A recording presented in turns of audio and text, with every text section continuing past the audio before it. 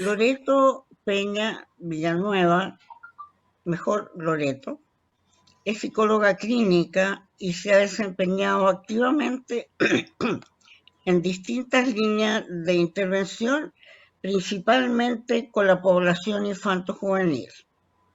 Ha trabajado hace 7 años, incorporó también el trabajo con adultos. Ha hecho docencia y ha trabajado como terapeuta en diversas instituciones. También ha dado charlas y capacitaciones a nivel nacional e internacional. Su trabajo clínico siempre comprende la neurociencia y la complejidad del ser, el apego y el trauma complejo, además del abuso sexual, la adopción, la epigenética y la psicopatología comprensiva en el ciclo vital. Ahí me quedo voy a escucharte porque hay varios temas que me encantan, pero que no me siento muy cómoda con ellos, porque no los conozco bien. Bueno, tiene 1.000.000 de postítulos. ¿Los quieren escuchar? Tiene postítulos en estrategias constructivistas en psicoterapia de adultos de alta complejidad. Abordaje post-racionalista, no, ya me agotaste, Loreto. Voy a leer los diplomados nomás, ¿ya? Sí, di que hay curso nomás, ya sí, está. Diplomado en apego, neurociencia y complejidad infantil, que es una aproximación desde la teoría hacia la intervención. Eso me parece sumamente interesante. Diplomado de detección e intervención en abuso sexual. Además, tiene un diplomado de apego y mentalización a lo largo del ciclo vital. Y después quiero que nos cuentes mi interés personal, algo sobre las prácticas narrativas, de lo cual también tiene un diplomado. Y se formó en los tratamientos basados en mentalización, tanto en niños como adolescentes. Le doy la palabra, señorita. Muchas gracias, señorita. Bueno, nada, yo volver a agradecerte por la invitación. Tú sabes que yo te honro, te quiero y te respeto hace harto rato. Y bendita pandemia que nos ha vuelto como a conectar y a generar como líneas de conversación, de darnos también por ahí material que nos interesa a las dos. Y hoy día poder estar en esta charla, ¿no? Mirando a los adolescentes y buscar como mirarlos desde una mirada como menos patologizante, menos reduccionista, y poder entender qué está a la base de estas conductas que a veces nosotros los adultos creemos que son tan problemáticas y que aluden a tanta rebeldía, y que la verdad no siempre es así. A veces más bien esas suerte de estigmatizaciones que hacemos hacia los niños o en particular a los adolescentes de los que hoy vamos a hablar, tienen más bien que ver con el miraje de nosotros y nuestras adolescencias, más que con la genuidad del niño que estamos acompañando, el adolescente que estamos acompañando en esto de crecer. Dime tú si comparto pantalla y inicio o quieres hablar de algo antes. ¿Sí, comparta pantalla? No, que compartas nomás. Ya. A ver, voy a compartir pantalla y por favor cuando se cargue bien me avisan, porque a veces pasa que probamos antes y todo funciona bien y después mi computador se queda un poco pegado y porfa avísenme si es que no se ve. Se ve. ¿Se ve? Súper. ¿Y ahí sí? Ya. Entonces, bueno, la idea es que al inicio yo voy a mostrarles un poco, voy a intentar mostrarles de manera más comprensiva, más fenomenológica, cómo es que vamos creciendo y la complejidad de esto de crecer y ganar más agencia y no solo crecimiento, también desarrollo, pero luego la idea es que yo me calle y pueda verles las caritas a todos, a los que se vayan sumando y que podamos hablar todo respecto de esto y todo generar y levantar una visión más respetuosa. Entonces vamos a partir.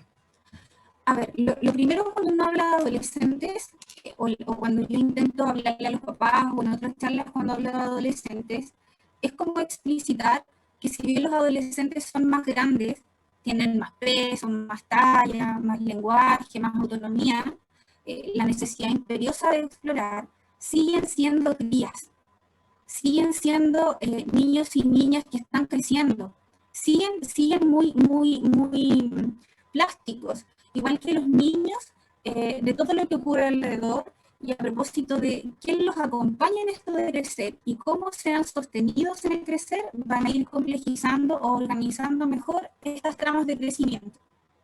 Lo que intento decir es, cuando los niños son pequeños, son bebés, sabemos, no solo desde la psicología, ¿no? O la pediatría o áreas relacionadas al cuidado de los bebés y los niños en temprana infancia, que el apego, la seguridad, los vínculos, la estabilidad, la predictibilidad ambiental y vincular es primordial para que estos pequeños puedan ganar más desarrollo y más crecimiento. Sabemos también que en la temprana infancia no solo psicobiológicamente hay periodos de alta sensibilidad que de alguna otra manera van a, entre comillas, determinar la senda, la trayectoria de crecer que tengan estos pequeños. Que sabemos que la temprana infancia es un periodo de alta sensibilidad, no solo psicofisiológica, ¿no? Que es como tierra fértil para que pueda crecer la célula en todos sus dominios y estos niños vayan ganando diversas formas de adaptación y de crecimiento, aunque suene repetitivo. Pero la adolescencia vuelve a ser un periodo altamente complejo y sensible, nuevamente, no solo en términos de la psicobiología y de los cambios neuroendocrinos o sociales o emocionales o físicos que las crías estén teniendo. Y así, crías, porque siguen siendo crías, aunque a veces nos pasen en estatura, por ejemplo. Hay adolescentes que son más altos que sus papás, y eso a los adultos nos da la falsa ilusión de que ya están grandes, de que pueden ser autónomos, que tienen que regularse, que tienen que ser responsables, y un montón de atribuciones poco realistas, la verdad, para el proceso de transición que están viviendo ellos, que convengamos que es altamente complejo. Los adolescentes necesitan, igual que los bebés, de ambientes predecibles, de ambientes contenedores, de ambientes sensibles, de ambientes que estén atentos a lo que a ellos les pasa, más allá de las conductas que ellos muestren, porque en esa dinámica, en esa relación, en ese espacio de apego y de encuentro genuino con ellos, surgen tramas de más o menos seguridad emocional, que igual como en la infancia, tal y como dice aquí, van a permitir que ellos se organicen, autorregulen y autoorganicen su experiencia y vayan alcanzando procesos de mayor complejidad. Bueno, hay diversos autores especialistas en neurodesarrollo, en trauma complejo, en miradas y tramas más respetuosas de crecer, como Van der Kolk y otros que dicen de que en la medida que los adolescentes cuenten con este espacio de seguridad que les va a permitir salir a explorar el mundo, de alguna otra manera esta seguridad va a ser como un escudo protector, como una especie de kit que les va a permitir sobrevivir y enfrentar todos los estresores del tipo que fuera en la vida. Es más, hay algunos neurocientíficos que yo admiro mucho, como Davidson, que él dice que la mejor anestesia, entre las miles de cosas que dice, que la mejor anestesia frente a cualquier situación de dolor es la seguridad y la disponibilidad de un otro. Y cuando él habla de esa anestesia, no se refiere a un concepto romántico, se refiere a que psicobiológicamente el cuerpo va a generar una serie de correlatos que van a permitir disminuir, por ejemplo, la percepción del dolor. Ahora, por más que yo he sido, la verdad, bastante majadera en estos 2 minutos en decirles de que los adolescentes siguen siendo crías vulnerables socioemocionalmente, tanto más que los bebés, y que requieren ser envueltos vincularmente por sus padres y el sistema que está con ellos, tanto más que los bebés, y parece tan obvio eso que les digo, lamentablemente, por mucha investigación que se muestre, o espacios de psicoeducación que existan, la mayor parte de los adultos tendemos a pasar por alto todo esto que está ahí. Que en la temprana infancia, por ejemplo, así como a los niños les cuesta destetarse, sacarse el pañal, dormir solos, atreverse a ir a un cumpleaños y alejarse un poco de la mamá y explorar con los otros niños, y son duelos y crisis normativas, los adolescentes pasan por crisis y duelos normativos tan o más complejos. Demuestra un botón, yo ahí puse solo algunas cosas. Entran en una serie de duelos desde lo vincular, desde cuestionarse a sí mismos, cuestionar a sus padres, pero no por criticar, sino que intentar como ver cuán coherentes es lo que los padres decimos o los adultos decimos en relación a nuestras prácticas. Entran en un duelo con su imagen, entran en un duelo con sus estados mentales, porque también se complejiza la narración o la historia de sí mismos, se vuelven algunos más abstractos, así que la vida también como que abruma y pesa, a propósito de que se empiezan a cuestionar, ¿no? Ciertos nodales que antes eran sagrados, ciertos valores que antes eran sagrados o como súper instaurados, por ejemplo. ¿Aló? ¿Escuchan? Sí, se escucha. ¿Sí? Ya. Que yo ahora escuché como ruido de fondo. Dentro de los duelos, probablemente uno de los duelos que a ellos los complejiza bastante es el duelo del cambio corporal, de la nueva corporalidad. Porque no es solo que surjan caracteres sexuales secundarios, es cómo yo habito este nuevo traje, esta nueva materia y cómo me relaciono con la sensación de mi cuerpo en esto de estar transitando. Cómo mi cuerpo también se relaciona con otros cuerpos que están transformándose, cómo yo logro encajarme con mis pares, cómo genero un sentido de pertenencia, o hago muy explícito y conflictivo el no quiero pertenecer a estos grupos, me necesito diferenciar de mis papás, necesito como un poco como dibujarme, ¿no? Desde lo que a mí me haga sentido, desde lo que a mí me haga más coherencia.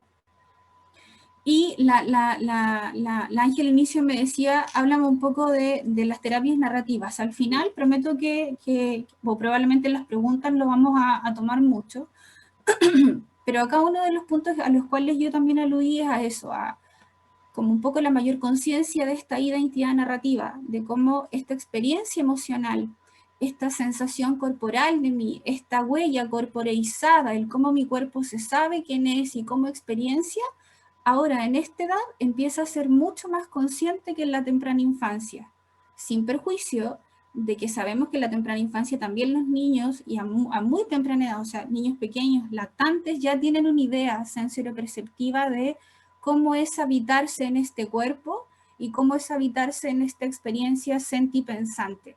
Ahí hay un autor de aquí, de Chile, que es un autor investigador que es Capillo, la Angélica lo invitó hace algunas, ya no sé, hace un mes atrás, que es Le Calenier, que tiene muchas investigaciones respecto de eso, otros expertos que hablan de eso, ¿no?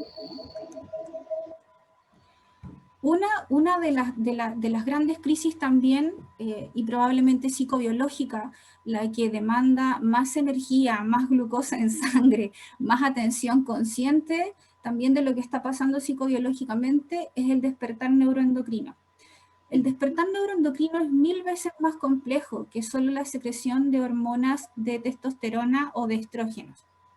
De hecho, antes que esas hormonas se sinteticen y anden dando vuelta por el torrente, de hecho las genera, entre otras, una glándula que se llama hipófisis, que está ubicada en el sistema límbico, muy cerca del hipotálamo, del tálamo, de la amígdala, que no vamos a entrar, no nos vamos a poner denso hasta ahora a hablar de psicobiología específicamente.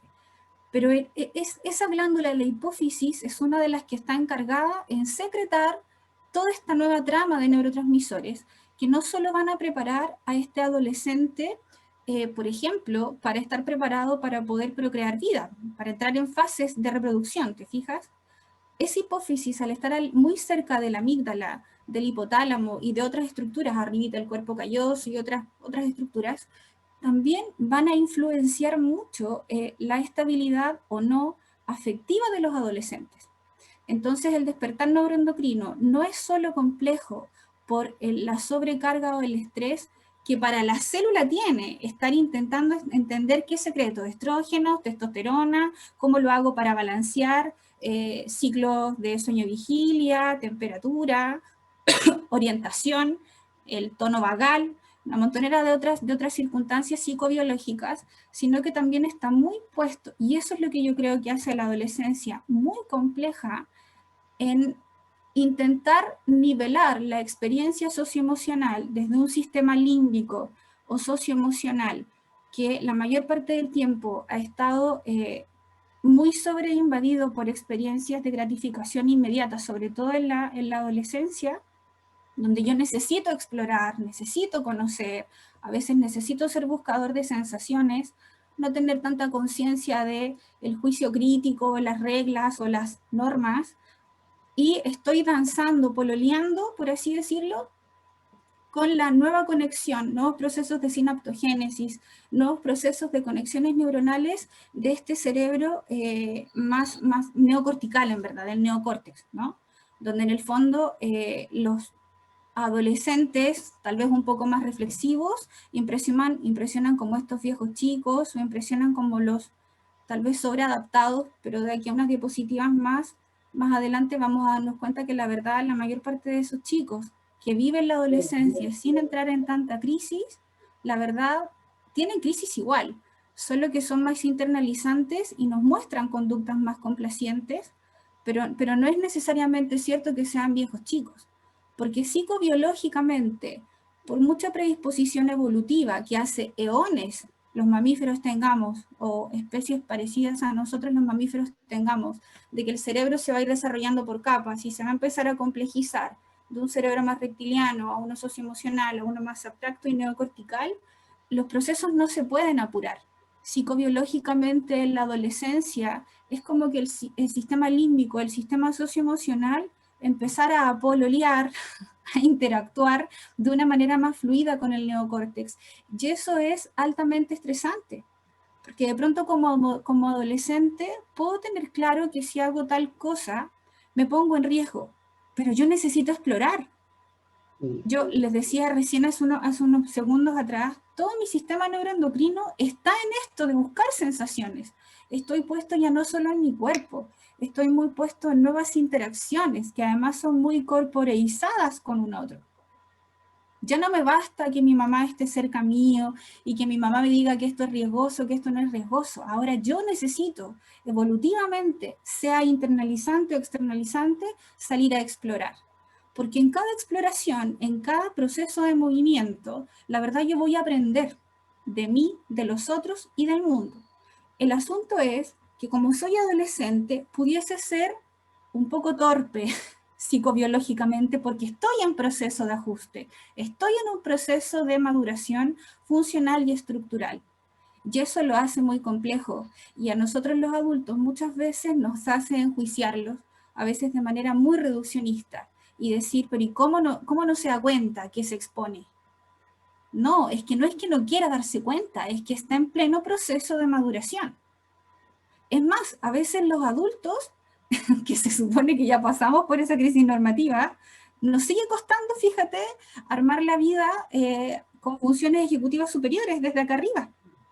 De hecho, en estrés, chicos, adolescentes, grandes, gente muy añosa en años, le cuesta mucho poder activar conexiones acá arriba, porque en estrés siempre vamos a estar funcionando más en un sistema reptiliano que está dado para sobrevivir y ajustarnos y mantener el sistema vivo, o sobre bombardeados o demandados desde un sistema límbico donde la amígdala, el hipocampo, entre otras, nos van a estar como siempre condicionando al desborde o a la paralización, por ejemplo, frente a alguna situación traumática. Para que acá arriba, en el neocórtex, podamos funcionar de la manera más adaptativa, más eficaz, evolutivamente hablando, necesitamos de una de las variables de las que yo les hablaba al inicio de la presentación, seguridad socioemocional. Un adolescente que se sepa envuelto socioemocionalmente, no solo por sus cuidadores principales, sino que también por un sistema, por una ecología que lo rodea, vale decir, colegio, comunidad, terceros significativos importantes, una potencial pareja, va a transitar estos procesos de maduración funcional y estructural de manera más, no sé si rápida es la palabra, pero sí de manera mucho más asertiva, mucho más eficiente y eficaz. Un adolescente que al revés se encuentra más carente, más desnudo socioemocionalmente, mira, evolutivamente va a transitar el proceso de maduración, de crecimiento y de desarrollo, porque le va a guardar lealtad a toda la epigenética de sus ancestros, lo va a hacer. El asunto es que la cualidad y la funcionalidad se va a ver, va a ser completamente distinta, ¿no? Pero él va a seguir creciendo igual. Entonces es importante tenerlo en mente. Esto, dudé si les hablaba un poco de esto, pero dije, no, igual se los voy a mencionar, porque hasta ahora, no sé si lo han advertido, pero he intentado mostrarles desde una manera más amigable, porque sé que aquí no solo hay psicólogos, el peso de la psicobiología, el peso de los cambios moleculares y celulares que tiene el sistema, que hacen de que este transitar de ser adolescente no sea fácil. No es que ellos quieran ser mañosos, es que no es fácil, Dios, en verdad no lo es. Y además de lo psicobiológico, ¿qué lo hace tan complejo? Es que, como yo les decía al inicio, están en pleno proceso de flexibilizar, volver a ser consciente y aperturarse a la construcción de una identidad narrativa, de un guión de sí, de cómo es saberse quién es, de cómo es sentirse y pensarse quién es, de cómo es entender que esta materia, lo que les decía en delante, me sostiene, a ser consciente de que parece que siempre he sentido más miedo y por eso mi cuerpo se siente de tal manera, tengo pensamientos asociados a eso, tengo memorias episódicas, muchos recuerdos que le guardan sentido de coherencia y lealtad al haberme sentido solo en situaciones de estrés. Y eso, por ejemplo, si soy adolescente, me podría llevar a ser muy cauteloso o muy miedoso. Y todos los procesos psicobiológicos que están dados, si se fijan, por ejemplo, el cerebro a expandirse desde un cerebro más reptiliano a uno más neocortical, donde todo se expande, no se achica, no se constriñe, se expande. Dios, o sea, si yo vengo en una trayectoria vital antes de los 12 o 14 años, sabiéndome en un mundo que es muy impredecible, poco seguro, poco contenedor, la adolescencia, que psicobiológicamente es más expansiva y que llama a la complejidad, entra en choque con la experiencia de mí, donde yo estoy netamente constreñido. O al revés, también se los decía hace unos minutos, o sea, si yo estoy más envuelto, no solo psicobiológicamente favorezco procesos de desarrollo y maduración estructural y funcional, también todos estos procesos de identidad narrativa, el hacer consciente mi experiencia emocional, el hacer consciente mis recuerdos, como un poco mis memorias episódicas, qué es lo que me sostiene en la vida, va a permitir organizar una idea, una noción de mí, de los otros y del mundo, también mucho más flexible, mucho más adaptativa. Entre paréntesis, hoy por hoy sabemos que incluso personas que, niños o adultos que hayan tenido experiencias crónicas de trauma complejo y que vivan en el dolor, que vivan en la crisis, que vivan en el síntoma, también fíjate que aprenden adaptativamente a sobrevivir. O sea, hoy por hoy, alguien que tiene, no sé, una estructura de personalidad border, que a mí no me van mucho estas etiquetas extrañas de tú eres border, tú no lo eres y esas cosas, pero la clínica en Chile lamentablemente sigue validándose desde ahí. El border a ojos del interventor es como es border. Tiene una etiqueta que es definida y comprendida por una serie de diagnósticos y criterios, ¿no? Pero ese border, en su experiencia, en su identidad narrativa, en su conciencia corporeizada, en la idea que tiene de sí, de los otros y del mundo, ha aprendido a organizar y autorregular su experiencia desde eso, desde el desborde socioemocional, mental, conductual. Entonces ahí ya nos ponemos en tramas mucho más complejas, porque si hablamos, por ejemplo, de tramas más respetuosas, o como decía el gran Maturana, legitimizar al otro, ya ni siquiera aplica que lo miremos tanto desde acá, ¿me entiendes? Porque incluso mirándolo desde acá, vamos a hacer diferencias clínicas a veces sin quererlo o sin pretenderlo reduccionista. Este es el niño seguro, este es el niño inseguro. Y es 1000 veces más complejo que separar o etiquetar la experiencia, ¿no? Sobre todo en épocas de la vida tan sensibles y complejas como la adolescencia. Ahora, en esto de que uno desde chiquitito no empieza a tener una idea predecible, coherente y consistente de uno, de los otros y del mundo, uno va con la ayuda también de mi cuidador directo, mi mamá, mi papá. Hoy por hoy también sabemos que los profesores se vuelven un cuidador importante por el solo hecho de pasar mucho tiempo con uno cuando está en el colegio. En esta relación con el otro y en el cotidiano vivir y estar inevitablemente enfrentándonos a estresores, vamos ganando también cierta predictibilidad de qué cosas me estresan, cómo yo lo resuelvo y cómo me ayuda este agente de cambio, este cuidador inmediato, a entender, resolver, significar y integrar esa situación de dolor o de crisis. Y en los intentos de poder entender esto desde una manera menos reduccionista, menos patologizante, han habido, fíjate, hartas investigaciones, hartos autores que han hecho varias propuestas. A mí esta es una de las que más me gusta, es una de las que de hecho probablemente, si aquí hay psicólogos saben que es una de las que más se usa, que es una que hace ya muchos años atrás propuso Achenbach y sus amigos, sus colegas, y lo que él hizo fue, entre otras cosas, proponer de que frente a una situación de estrés, todos vamos a oscilar en una trama coherente y constante de internalización y externalización.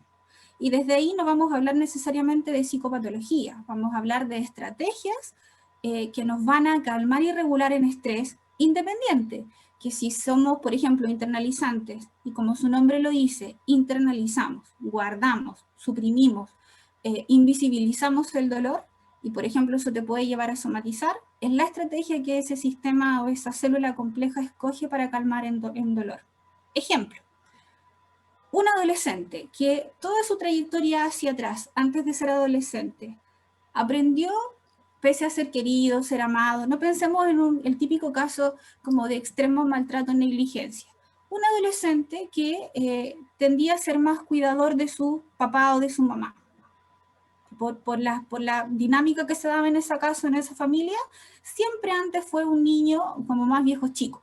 Un niño súper correcto, como esforzado, que si tenía un problema nunca decía nada, pero no lo decía para hacerse el fuerte. Es más, tal vez muchas veces ni siquiera advirtió de que él estaba como teniendo un poco esta postura tan racionalizadora frente a la vida. Él lo hizo, entre otras cosas, porque, no digo que siempre sea así, dentro de las miles de maneras, pudo haber como sostenido esta dinámica de sí en relación a un otro, porque se fue dando cuenta de que cada vez que estaba estresado, podía registrar el estrés, lo sentía, su cuerpo, su huella corporalizada, su huella somática, como dicen algunos, lo sentía, registraba el estrés. Su esquema mental registraba él, oye, me estoy pensando de tal manera estresado, ¿me entiendes? Era capaz de identificar una situación de estrés. Se sentía mal. Y lograba saber de que había un potencial cuidador a quien acercarse y ir a decirle, ¿sabes qué? Me siento pésimo. Pero en esta cotidianidad con ese otro, fue descubriendo, por ejemplo, de que cada vez que le iba a contar, esta persona le daba un sermón que él no necesitaba, por ejemplo, se angustiaba tanto más que él cuando él le contaba el problema, así que luego tenía dos problemas. Tenía el problema inicial y ahora se podía sentir culpable porque preocupó al cuidador. O lo que era peor, esas son las veces más dolorosas, tengo un cuidador, le voy a contar, pero de vuelta recibo la indiferencia y rayos. Es como si yo fuera un objeto más del lugar. No me siento visto, advierto que no me tienen en mente. Entonces, para hacer más tolerable el estrés inicial, si se fijan, él aprende a autoorganizar su experiencia desde él, voy a hacer como que nada pasó, porque sé que hay algo que está pasando. Lo registré, lo pienso, lo siento, lo corporizo, pero tal vez si me hago el loco, la loca con eso, me autoengaño, en verdad lo dejo de sentir. En la conciencia de la conciencia lo dejo de sentir, lo somatizo, me duele la cabeza, me duele la guata, pero se vuelve una estrategia de regulación socioemocional el hacer como si no. Y además me permite no poner en riesgo la disponibilidad del otro. Porque es más, o sea, si yo me porto bien, si soy complaciente, el otro viene. Y podemos sostener una interacción, por ejemplo. ¿Se fijan que aquí entonces ya no hablamos de el niño es depresivo, el niño quiere manipular a esta otra persona o el adolescente? No, hablamos de su estrategia. Logramos entender desde una mirada más respetuosa que si está internalizando, que por Dios que la va a pasar fatal, esa se vuelve su estrategia de regulación. Y al otro extremo, el externalizante, es como el nombre lo sugiere, pues, externaliza, desborda, pone afuera. Porque ha ido aprendiendo que parece que cuando hay estrés, si yo exploto como Hulk, como un volcán, hay alguien que viene y me sostiene. Y es más, yo también me permito autosostenerme en esto de yo me permito explotar. Ahora, el externalizante también la pasa súper mal porque es muy conductual. Así como el internalizante tiende a sobre-racionalizar la experiencia de sí, de los otros y la predictibilidad ambiental, el externalizante suele ser muy conductual. Entonces, en un país tan a veces enjuiciador como Chile, que hay que decir las cosas como son, los adolescentes internalizantes son los que todos quieren. El adolescente Mateo, que lee, que nunca se queja, que nunca va a fiestas, que nunca se drogó, que nunca fumó, el viejo chico, que te habla de la teoría de las cuerdas y tiene 14 años. ¡Qué genial! Él. No nos damos cuenta que él, ojo, hay adolescentes que sí, que no lo pasan muy bien haciendo eso, pero también necesitas explorar, también necesitas contarle a un otro. El asunto es cómo lo hago para contar si no hay a quien contarle. Entonces, eso es lo complejo, porque tendemos como a premiar todas estas estrategias internalizantes, pero son los que también están muy asociadas al costo celular, al costo psicobiológico, al costo en una identidad narrativa, al costo en la viabilidad de esa célula compleja, que acuérdense, en la adolescencia es una época tan o más sensible que a los 2 a los 3 años. Hay poda neuronal, como también es cierto que hay procesos de sinaptogénesis y conexiones más rápidas con la mielinización, pero es una temporada tan o más compleja que en la infancia. Es tan compleja y tan rara y tan en proceso abierto que a los 14 años la mayor parte de nosotras ya hemos tenido nuestra primera regla y nuestro útero y nuestros ovarios y trompas de falopio están ovulando. Y psicobiológicamente, ojo, no psicobiológicamente, biológicamente el cuerpo está preparado para generar vida. Mental y emocionalmente no, porque uno está también pasando por una serie de duelos de soy niña, soy grande. Pero es todo, como les digo, un proceso tan abierto, tan complejo, que si yo me internalizo, se fijan cómo también el proceso evolutivo queda como en jaque. El proceso evolutivo está en esto, en la expansión, el neocórtex se está conectando hacia arriba, los neurotransmisores y todo el correlato neuroendocrino está en expansión. Los huesos están creciendo, todo está creciendo, el corazón está ampliando su caja torácica, todo está creciendo, y el internalizante se constriñe. Entonces, de alguna otra manera, también todo su desarrollo organísmico entra en un proceso de internalización o rigidización. Y al revés, el externalizante, si sabemos que todos estos procesos psiconeurofisiológicos están expandidos, si yo me desbordo en la experiencia socioemocional, no hay organismo que aguante. Porque obvio que voy a reventar y voy a querer exponerme más y nunca va a ser suficiente. Y a todo esto, mi cerebro va a generar y secretar mucha dopamina. Entonces voy a necesitar estar siempre gratificándome inmediatamente. Entonces es importante que logremos entender que todo lo que haga un adolescente que sea más viejo chico y complaciente, que a veces nos caen bien, es tan o más complejo que el adolescente que carretea y no nos hace caso. Entender que el adolescente, sea que internalice o que externalice, no le está pasando bien.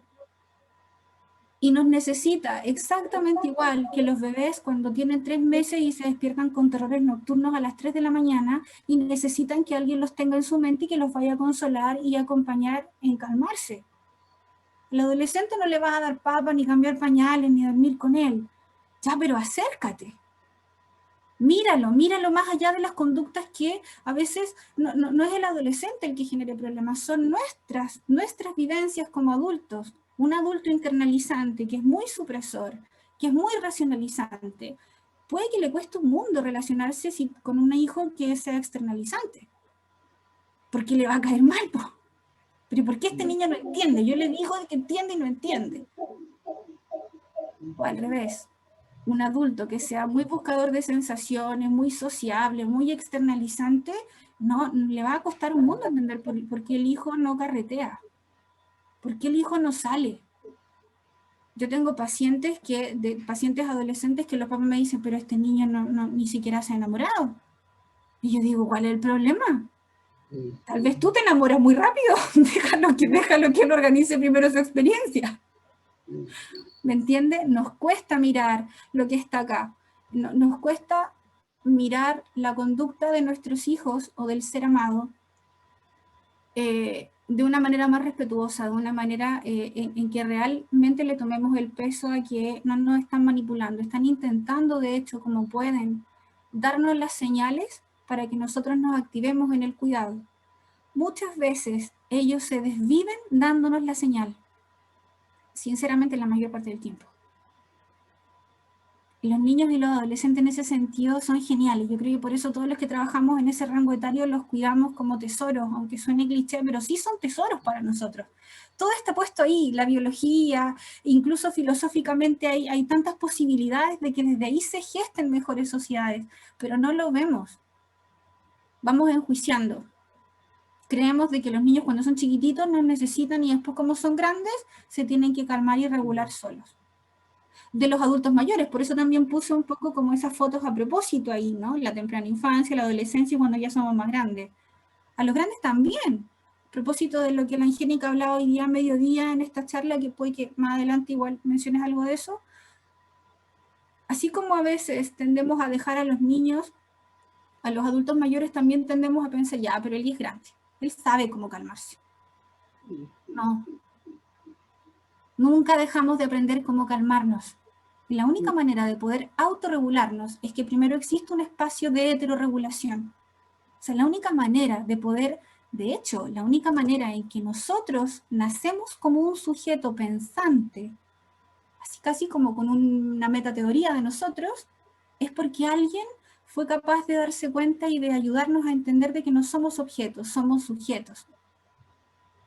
Antes de que yo me tenga en mi mente, alguien me tuvo en la mente a mí, me lo reflejó, yo lo internalicé y así puedo hacer una idea coherente y predecible de mí, de los otros y de cómo diantre funciona este mundo. Pero se nos olvida eso. Ahora mira, como hasta ahora yo les he dicho como algunas cosas que les pasan normativamente a los adolescentes que a veces tendemos a estigmatizar o patologizar. Hay algunas maneras, la verdad que hacemos siempre de manera automática, que nos ayudan a tener en nuestra mente la mente de este ser amado, de este hijo, de este adolescente. Y hay dos procesos claves. Uno se llama mentalización y el otro se llama automentalización. Y lo voy a intentar decir así de manera muy somera porque esto no pretende ser un curso ni nada por el estilo, pero lo estamos haciendo siempre. Como mamíferos altamente sociales y evolucionados que somos, siempre, absolutamente siempre, estamos leyendo de manera a veces intencionada, pero la mayor parte del tiempo automáticamente a un otro. Vamos caminando por la calle y automáticamente nos hacemos cierta teoría de qué le pasa al caballero que está en la esquina hablando fuerte con alguien. ¿Qué le pasa a este niño que está llorando? ¿Qué le pasa a este otro que lo están besando y abrazando apasionadamente? ¡Uy, qué genial! Yo no quiero ir a hacer el trámite, quiero estar así como esa persona ahí con el ser amado, en vez de ir a hacer la cola al banco, por ejemplo. Uno siempre está teniendo en la mente del otro y atribuyendo intenciones. Y uno hace lo mismo con el sí mismo. Uno todo el tiempo está teniendo conversaciones con uno de qué me pasó, qué sentí, por qué hice esto, por qué no hice esto otro. Y fíjate que la mentalización tiene que ver con esto de poder leer al otro. Entonces aquí yo puse algunos como ayuda a caminos que no son míos, son de... Bueno, yo aquí en todas las diapos he puesto muchos autores, pero aquí puse algunas propuestas de Le Calenier, cuando él dice de que en verdad, ¿cómo podríamos tener en nuestra mente la mente del otro, de nuestro hijo adolescente? Más allá de ver la conducta del adolescente. Podemos hacernos preguntas como, ¿qué está sintiendo mi hijo adolescente? ¿Qué está pensando o qué pudiese estar imaginando mi hijo adolescente? ¿Qué necesita de mí mi hijo adolescente? ¿Qué espera mi hijo adolescente? Pero aquí parece súper fácil porque uno podría decir, ya, pero si fue a carretear y llegó pésimo, quizás está esperando que yo lo rete. este cabro nunca aprende. ¿Cuántas veces más lo tengo que retar? Ahí ya no estoy mentalizando, de hecho. Porque ahí estoy pensando en lo que yo quisiera que él hiciera, dándose cuenta de que por qué lo tengo que volver a retar. La mentalización es como el gesto más genuino, a veces no es tan fácil hacerlo, pero esto de en verdad atender de manera respetuosa la mente de mi hijo.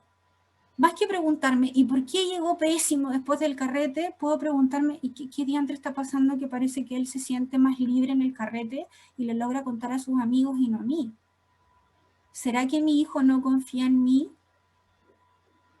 ¿Será que tal vez mi hijo no se siente seguro conmigo, que me tiene miedo y que me miente? Pero automáticamente, ¿qué dicen? No, es que este niño es porfiado, está esperando que yo lo rete.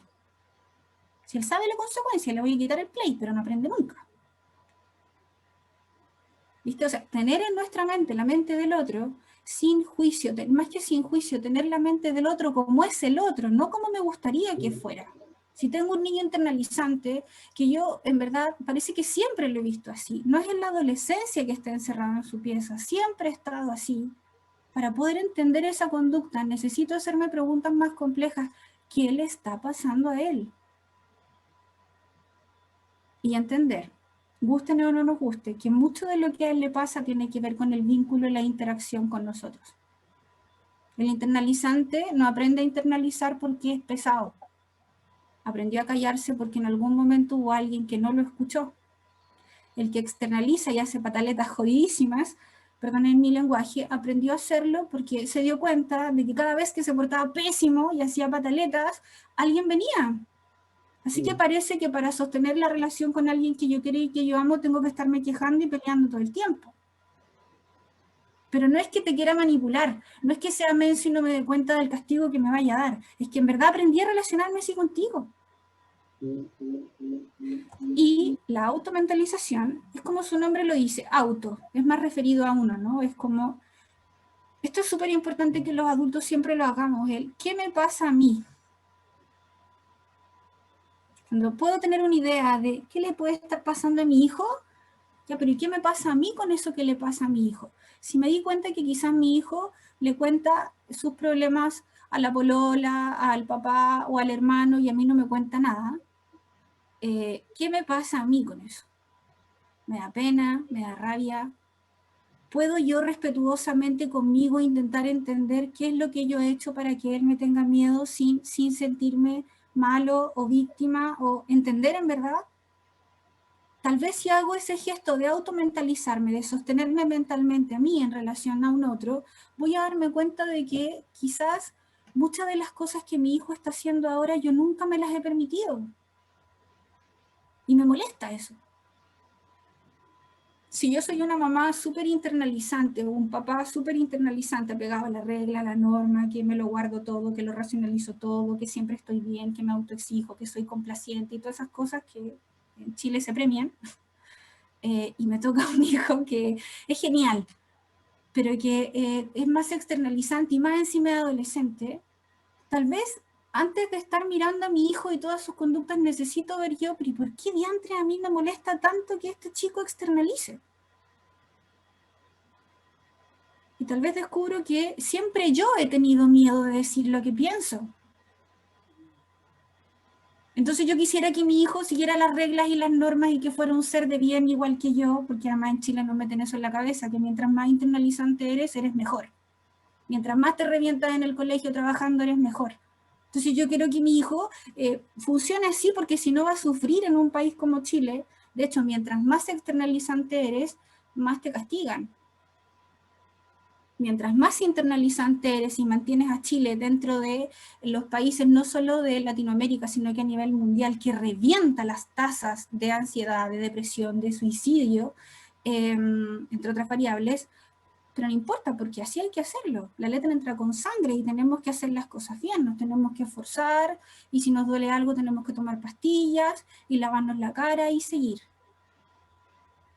Entonces yo no quiero que mi hijo no respete las reglas y las normas, yo no quiero que mi hijo adolescente me diga que no quiere ir al colegio, porque él tiene que adaptarse. Pero si yo, está bien, yo entiendo que sí, que uno se tiene que adaptar, pero quizás si yo me hago la pregunta como adulto, ¿pero por qué yo también me he creído tanto esto de la sobreadaptación?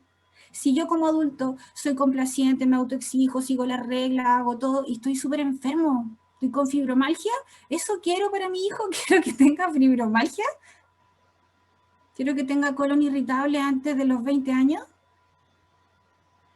Entonces, si se fijan, cuando uno está con los adolescentes, además de estar mirando al adolescente, estoy invitado yo como cuidador a verme, a cuidarme para cuidarlo, a tenerme en mi mente para poder tenerlo a él en la mente, a no enjuiciarme para no enjuiciarlo, a comprenderme para comprenderlo. Y eso es lo complejo, porque no tenemos tiempo, trabajamos mucho, ahora en pandemia, esto es demostrar un botón nomás de todas las variables que nos tienen a todo, todo el piso movido, ¿no? La inestabilidad económica, los cambios de rutina, la incertidumbre constante, las sobredemandas. Si antes habían demandas laborales o académicas, perdón, ahora hay sobredemandas. Que tienes más de lo mismo que sobreadaptar. Si antes era complejo ser adolescente y que era complejo, por ejemplo, para los externalizantes salir, ahora imagínate, confinado en tu casa, ¿dónde sales? Entonces, a la primera ventanita se hacen estos carretes masivos, o a veces estas conductas más desenfrenadas que antes, y lo primero que viene como feedback es el juicio. Entonces es complejo poder sostenernos si es que nosotros también como adultos estamos estresados. De hecho, si hay una variable que dificulta mucho el poder tenernos en mente es el estrés. Porque para tenernos en mente, acuérdense cuando veíamos el cerebro, se necesitan ciertas conexiones neuronales acá arriba en el neocórtex. Y esas conexiones no se dan cuando el sistema se ve amenazado, atacado por estrés. Cuando el sistema se ve amenazado, atacado, funciona en un cerebro más socioemocional y en el peor de los casos, en casos de estresores agudos o crónicos, funcionamos más abajo, así como en modo mono, en modo inmediatista, en modo sobrevivencia, en modo no tengo idea de lo que me pasa a mí, así que menos me interesa saber lo que te pasa a ti, es que no puedo, me estrecho. Y eso lo vuelve todo mucho más complejo. Cuando yo les decía recién que Chile es uno de los países que tiene los peores indicadores de salud mental, hay muchos investigadores. Chile tiene hartos investigadores que han dado cátedra, no solo de adolescencia, sino que también de temprana infancia, y uno llora sangre, porque uno dice temprana infancia ya hacen en niños de 7, 8 años, no, son bebés. Hay bebés que tienen una salud mental 1000 veces peor que alguien de 40 o 50 años. Y los adolescentes, fíjate que lamentablemente tampoco ayudan mucho en esto de que las tasas o los rangos sean mejor. Yo aquí puse solo 2. Les puedo mandar luego por correo a los que les interese otras investigaciones o estudios o material, si lo quieren y me lo pueden pedir. Pero, por ejemplo, en un rango de 15 a 29 años, 15 a 29, 15, la tasa de suicidio sigue siendo una de las más grandes a nivel internacional y la segunda causa de muerte más común en este territorio.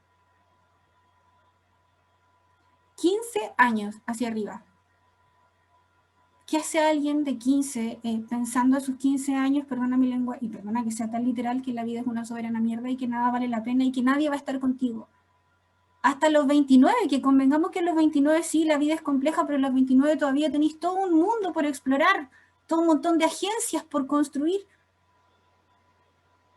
Pero nadie habla de eso. De hecho, hoy por hoy, lamentablemente, todavía hay algunos equipos de investigación que como que miran a huevo ese indicador y te dicen, ya, pero si el suicidio adolescente no es tan grave. O siguen pensando de que los que intentan, tienen ideación suicida, quieren manipular. Ay, este cabro siempre ha sido así manipulador. Cuando era chico hacía pataleta, ahora se está cortando. Quiere llamar la atención. Retomamos el peso. El año pasado, a propósito de la pandemia, el Instituto Nacional de la Juventud intentó pesquisar un poco cómo era la salud mental en los adolescentes de 15 a 19 años y encontró de nuevo, esto te muestra un botón, insisto, hay un montón de otras investigaciones, que el 54% tenía síntomas depresivos, un 47% aumentó el consumo de alcohol y de sustancias y un 33% aumentó conductas autolesivas. Parecen cifras elevadas, y lo son, pero te podría apostar que Chile, como es un país súper internalizante, primero uno no pide ayuda, no es fácil responder encuestas, y cuando te preguntan no es fácil ser honesto en las respuestas. Así que podría apostarte que todos esos indicadores que parecen súper feos están bajos en relación a cómo si los adolescentes se han vivido la pandemia y la vulnerabilidad, porque nadie lo sostiene en estrés. Hay una investigación que es muy linda por la muestra que tiene, esta también la tengo en paper, así que si me la piden después se las puedo pasar. Pero aquí ya no es con muestra chilena, esta es del año pasado en España, y acá igual se midió a niños desde los 14 hasta los 19, si no mal recuerdo, sí, desde los 14 hasta los 19, 20, y fíjate que allá hicieron como, diferenciaron estos grupos, a los de 14 asumieron que eran niños chicos que estaban escolarizados aún en el colegio, y a los que eran un poco más grandes que estaban en su primer año de universidad. Y les preguntaron hartas cosas, y acá, esta a mí me parece una escala o un rango como más realista,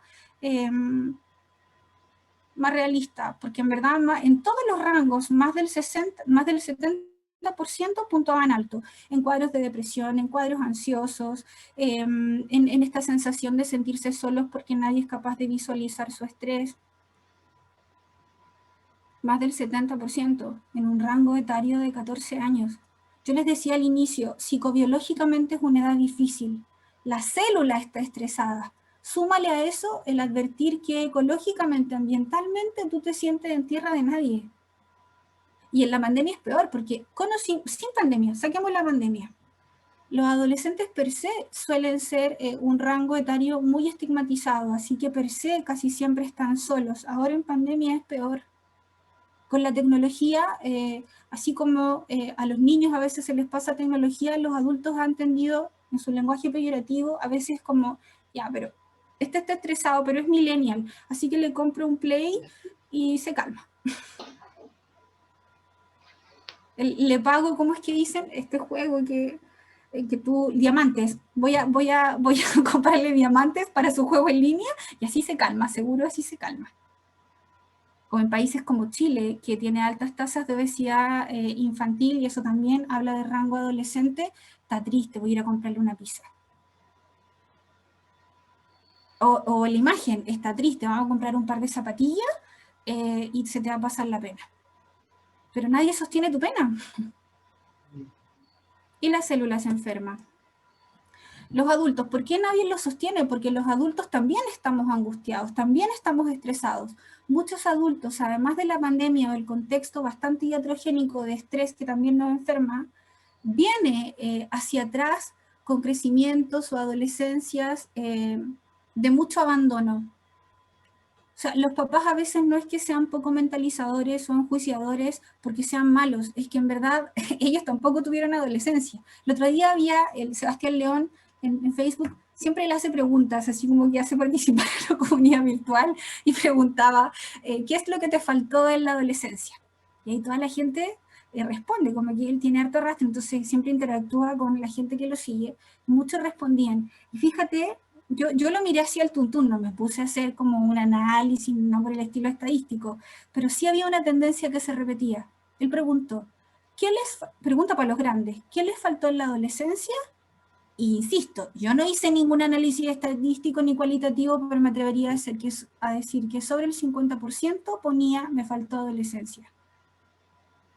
Se ponían argumentos al lado, me faltó adolescencia porque tuve que trabajar, porque me sentí solo, porque bla, bla, bla, pero me faltó adolescencia. Me faltó tiempo para crecer. Me faltó tranquilidad, me faltó que me preguntaran qué me pasaba. Me faltó que se dieran cuenta que si yo decía que estaba bien no era verdad, me faltó que me preguntaran más. ¿Y por qué me faltó? Porque nadie me enseñó. Entonces, lo que intento mostrar es súper difícil poder cuidar a las crías si nosotros no hemos sido cuidados. Hay investigaciones también nuevitas del año pasado que muestran que así como la salud mental en los niños y en los adolescentes volvió a rankear pésimo, pero horrible, así, ni siquiera es preocupante, es extremadamente horrible, ¿me entiendes? Yo siempre digo, Chile sangra, y suena fuerte decirlo así, pero la salud mental de este país sangra, no en pandemia. no después del golpe militar. Sangra desde siempre. Y nadie lo ve, todo el mundo anda como zombie caminando por la calle y nadie lo ve. De hecho, insisto, te premian si andas pésimo, pero te lavaste la cara y sigues dándole nomás. Te premian si tuviste un hijo con ideación suicida, pero ahora el chico no se mató, se sigue cortando, pero no importa, está vivo. Está encerrado en su pieza, pero está vivo. Y de nuevo, nadie te ayuda a hablar de lo que realmente está pasando a la base, ¿no? Hay investigación, hay un equipo chino que este equipo es genial porque tiene hartas investigaciones muy buenas y una de las a mí me llama positivamente la atención porque en el fondo es como un secreto Vox Populi, pero acá ellos lo mostraron, lo estandarizaron, que sabemos que en sociedades más machistas las mujeres siempre van a puntuar, o diera la impresión que van a puntuar rangos más elevados de estrés socioemocional y eso va a interferir en el cuidado de sus crías. Ellos dijeron que más del 35% de las mujeres ven alteradas sus procesos de mentalización y regulación porque ellas están sobreexigidas. Y paradojalmente algunos padres varones las han mejorado porque con esto de pasar más tiempo en la casa han tenido un poco más de tiempo para mirar a sus crías, entre comillas. Ahora, lo complejo, más allá de todo lo que les estoy diciendo, es que cuando uno habla de salud mental, a veces uno tiende como a romantizar estos conceptos de salud mental. Y uno dice, ya, pero bueno, si con salud mental o sin salud mental uno sigue viviendo. Y no.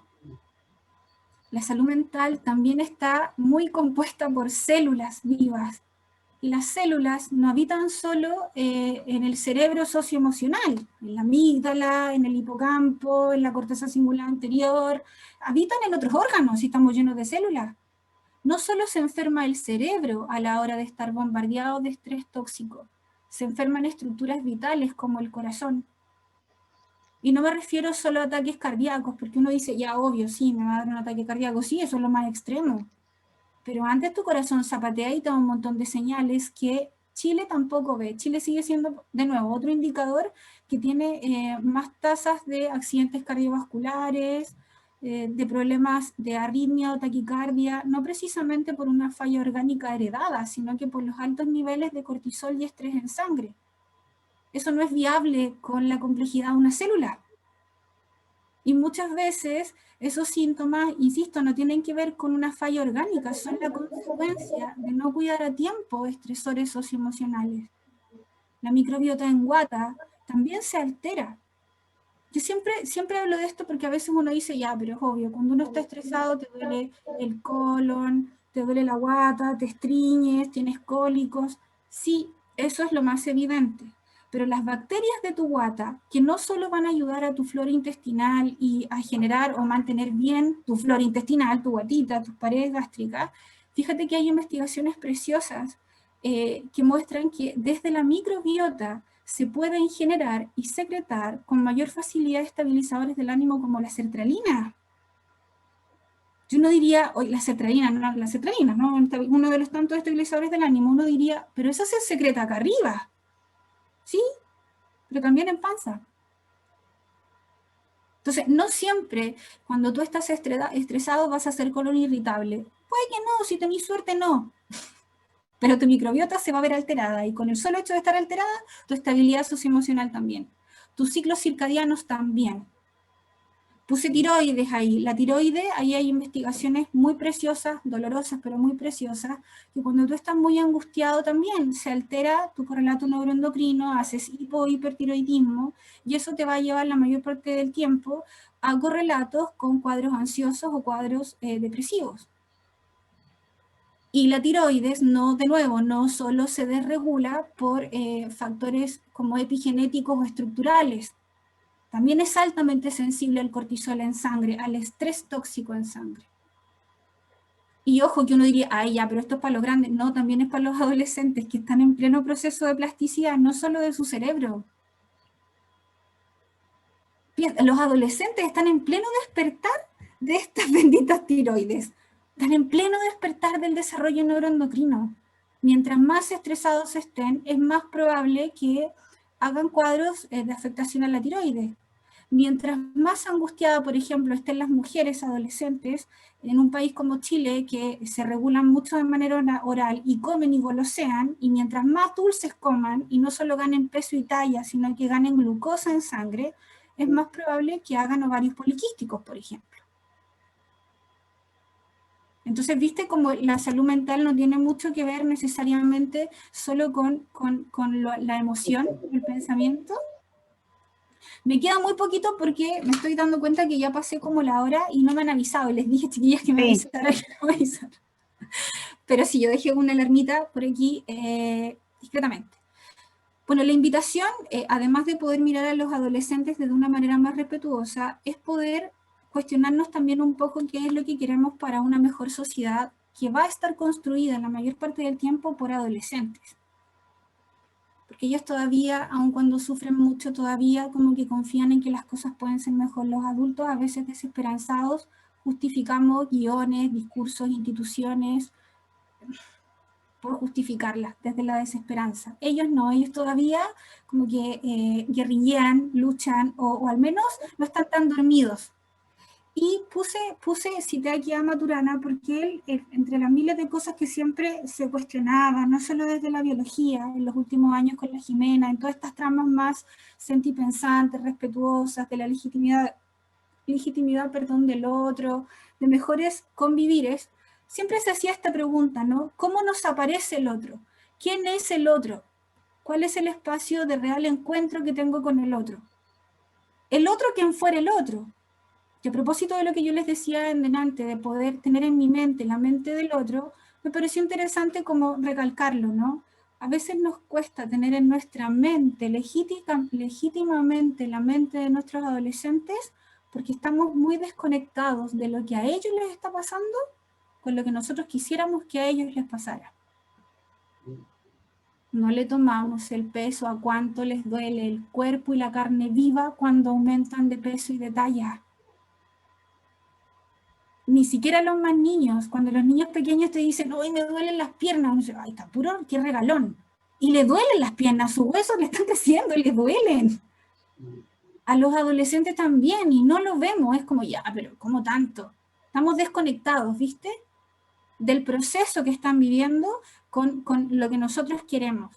En ese mismo sentido nos llenamos de sesgos, muchas veces criticamos en ellos lo que nosotros hacemos. Y les voy a mostrar otra diapo donde se muestra así, pero gráficamente eso, les decimos, por ejemplo, pórtate bien, y yo como adulto me porto pésimo. O lo típico, mientras comamos no hay tecnología, y el papá y la mamá están todo el rato revisando el celular mientras come.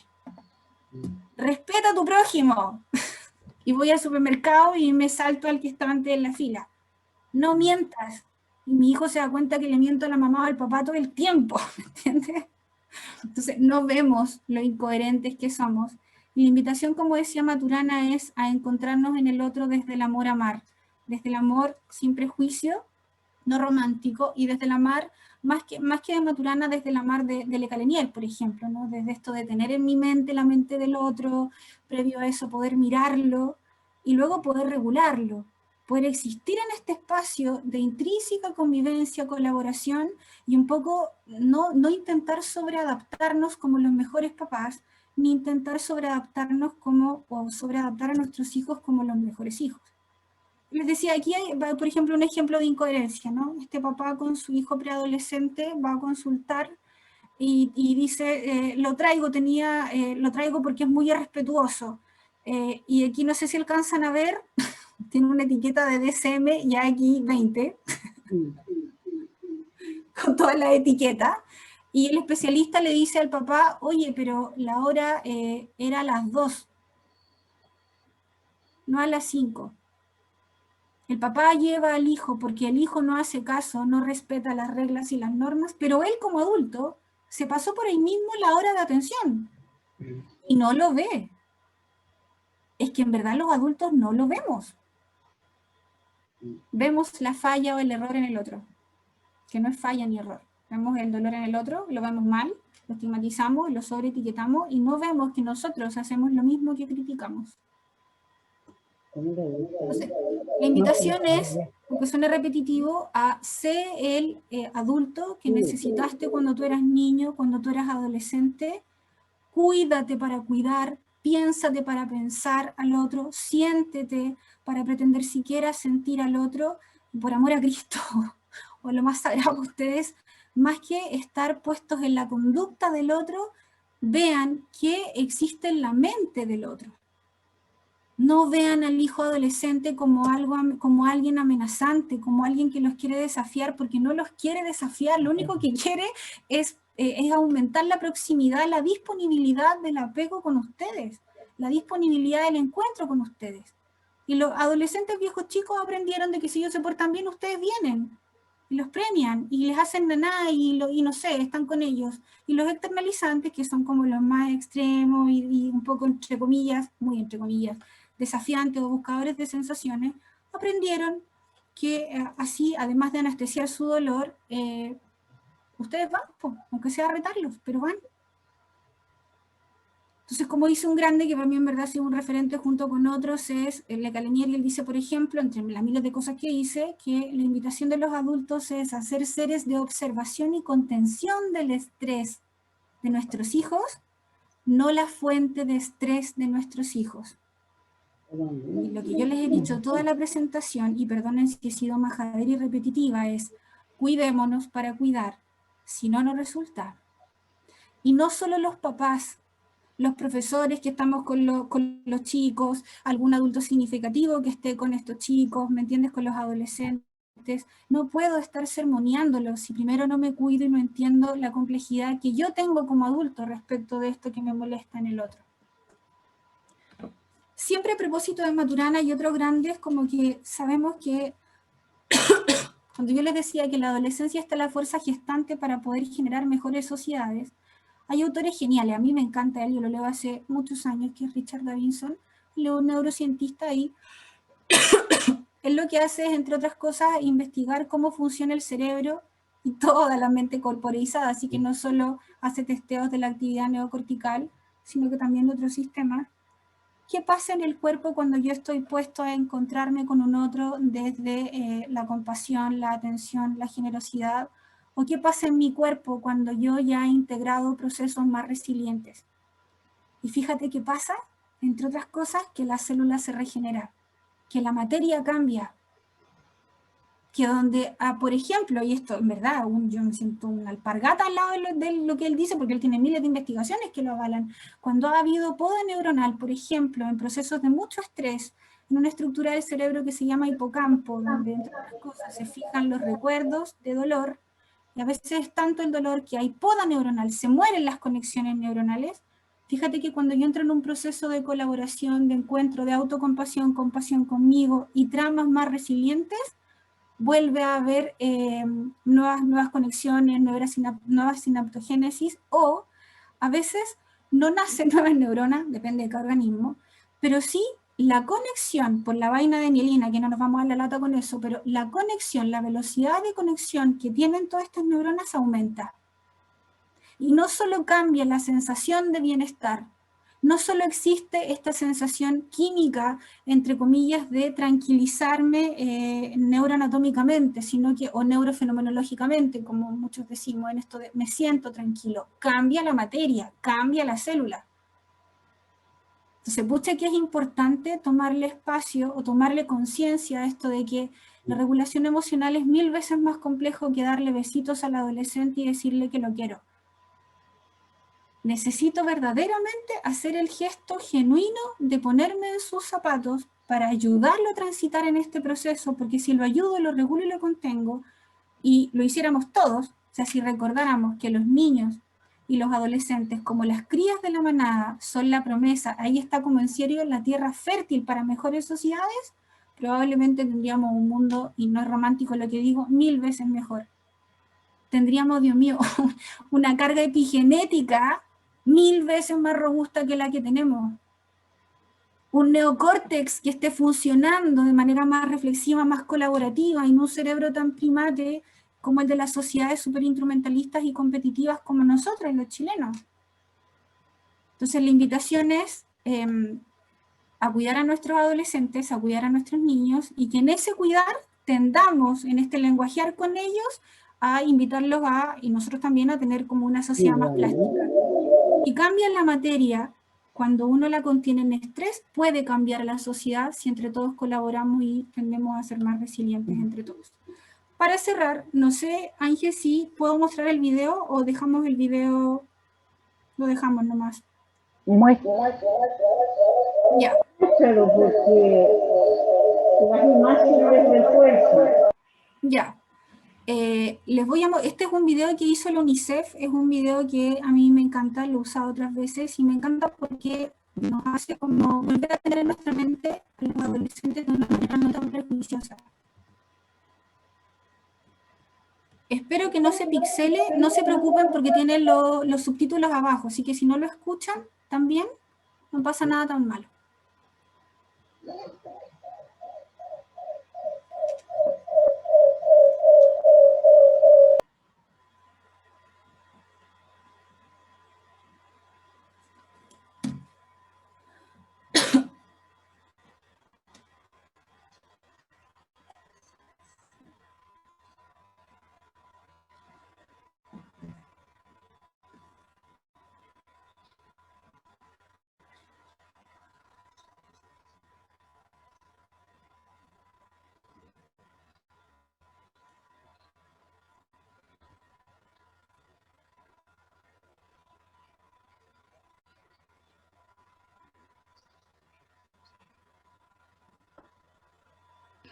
No se puede ver bien el video.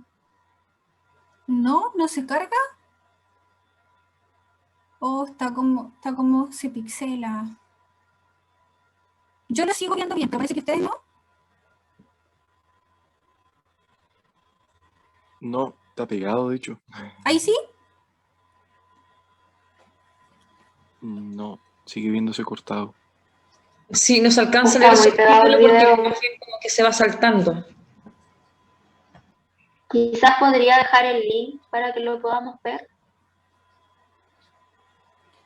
Yo creo. Yo creo que puedes pasar ¿Lo paro por mejor? el chat para que lo Ya, puedan ver. espérame, lo voy a parar. Sí, se escucha, yo escucho como mucho ruido de fondo, pero no es del video, no sé qué pasa con el audio desde el inicio, ¿se acuerdan? Espérame. Voy a mandarles, Angélica o Mónica, luego me pueden mandar los correos de todos para yo mandarles la presentación y mandarles el video. No te preocupes, nosotros te lo mandamos. Te mandamos los correos. Ya. Ajá. Dejé de compartir. Cuéntenme, qué lata que no hayan podido ver el video, pero mira, el video es un video de la UNICEF, donde en el fondo se le pregunta a los cuidadores principales de estos adolescentes, la mayoría son sus papás o familiares directos, qué piensan de la adolescencia. Y quizás les estoy matando el video, porque la idea es que lo vean, pero igual Sí, mejor. En el fondo la invitación del video es como a la deconstrucción de las ideas peyorativas y sesgadas que tenemos de los adolescentes, porque al final muestran a muchos adolescentes que son referentes a nivel internacional, que generan ciencia, que cuidan a otros niños y que muchas veces cuidan a los adultos que no los cuidaron a ellos. Entonces la invitación era un poco a mirar como ellos merecen que los miremos. Loreto, quiero felicitarte por este desborde de conocimiento, ¿ya? Siento que ha sido magistral tu presentación y ojalá nos dejes el video porque da para verlo una y mil veces. Yo no fui formada en neurofisiología, ni siquiera en biología más allá de los ratones. ¿Ya? A pesar de que leo y vuelvo a leer, no me es tan fácil comprender, ¿ya? Necesito anotar, después las anotaciones no me quedan completas, en fin. Todo esto te lo digo porque la verdad, no es solo para los que están en clínica, que para ellos todos tus conocimientos me parece que son indispensables, sino que uno como mamá, uno como abuela, uno como persona, tiene muchísimo que aprender de lo que tú dices. Por ejemplo, la automentalización, de la cual cuando estamos estresados nos corremos olímpicamente, ¿ya? Y también mi bibliografía debe estar muy atrasada, porque yo aprendí, ¿ya? Que eso sí, no está en todo, tú tienes que ayudarme a decir que no está en todo, Loreto. Ya, Yo había leído y conversado respecto de que las mujeres y los hombres, los jóvenes, son diferentes en términos de la externalización y la internalización. sí, eso Y es de lo verdad. que tú dices, uno puede pasar de un estado a otro con lo inestables que somos los seres humanos. Sí, mira, dos cosas. Primero, como que desde la perspectiva de género y algunas investigaciones que hay en relación a cómo se experiencia el estrés y cómo regulan niños y niñas, sí diera la impresión de que es más tendencia de que las mujeres internalicen, a veces por idiosincrasias, porque también se asume que una mujer si está estresada y grita es loca y histérica, entonces muchas automáticamente también internalizan por este sistema de creencias o idiosincrasias, y a los hombres se les atribuyen más externalización, esto de que se desbordan, ¿no? Así como tendencia, digo.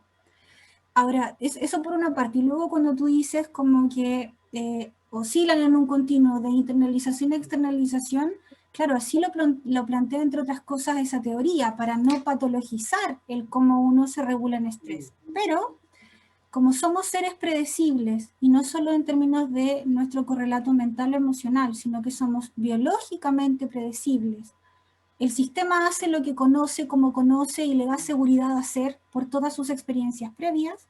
Si un adolescente es internalizante, no es que como adolescente sea internalizante. Cuando tú miras toda su trayectoria de crecimiento y de desarrollo, te vas a dar cuenta que coherentemente siempre lo ha sido.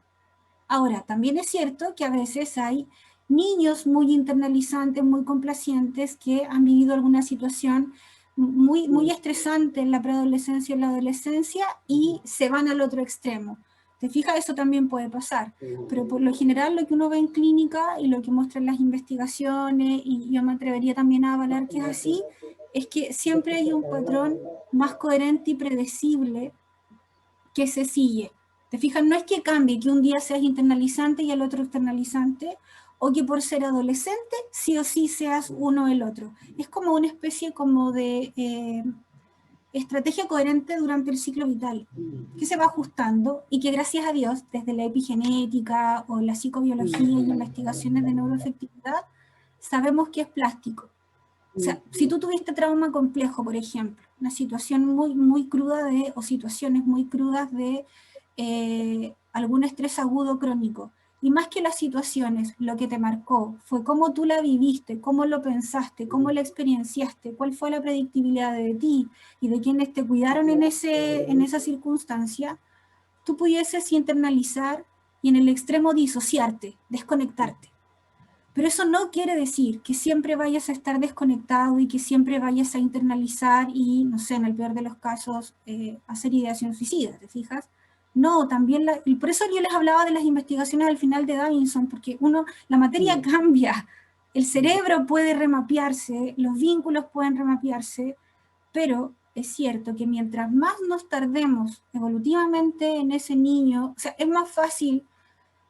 Mientras más pequeño, el daño fisiológico en, por ejemplo, trauma complejo es alto, porque es una época sensible del neurodesarrollo.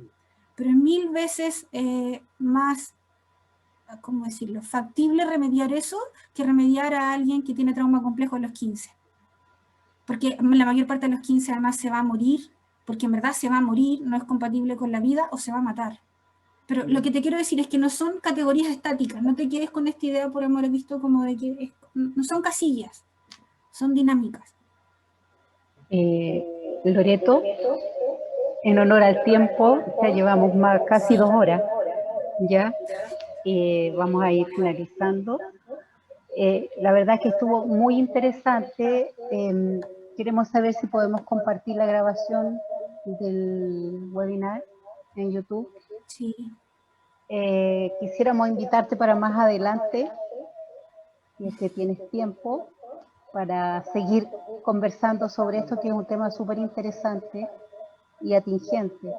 Digamos, pautas de crianza, parentalidad, marentalidad, todo lo que tenga que ver con, sobre todo con los adolescentes y también con nosotros mismos los adultos, que en este tiempo de pandemia estamos viviendo así muchas cosas que no habíamos vivido antes, no ver a nuestros seres queridos, no compartir con los demás, etcétera, etcétera, etcétera.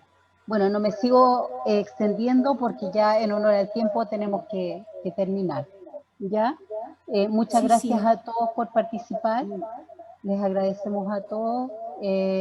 Vamos a compartir, Loreto les va a compartir el video, ya tenemos los mails de las personas que participaron acá en el webinar, así que les vamos a compartir el link del video, ¿ya? Y será hasta la próxima. Mándame, por favor, Mónica, los correos, ¿vale? Porque Sí, yo no te no los preocupes. alcancé a copiar todos de acá. No te preocupes, los tenemos sí. anotados, no te preocupes. Tranquila. Ya, mándamelo, los vamos yo a me mandar. comprometo, chiquillos, a mandarles el material, el video, y de pronto les puedo anexar algún paper o algo para los que les interese. Perfecto. Y a mí me consta que cumple. Cuando dice voy a enviar, envía. Sí, a Están ti te consta. llegando felicitaciones por tu presentación, Loreto. Sí. ¿Mm? Qué bueno que les gustó, ojalá que les sirva. Excelente exposición, dicen. Sí. Muchas gracias, felicitaciones. La verdad es que yo comparto, es excelente. Bueno, muchas gracias, Loreto. Un abrazo grande, Mónica. Muchas gracias, te pasaste. Gracias Y a Pato los que Fres se también te quedaron. manda. Sí, a Pato Fres, mándale un besote a Pato Fres. También por ahí que estaba bien cubierto. Besos, cuídense, que estén muy bien. Chao, Chao, Chao, chao. gracias. Chao. Muchas gracias. Chao.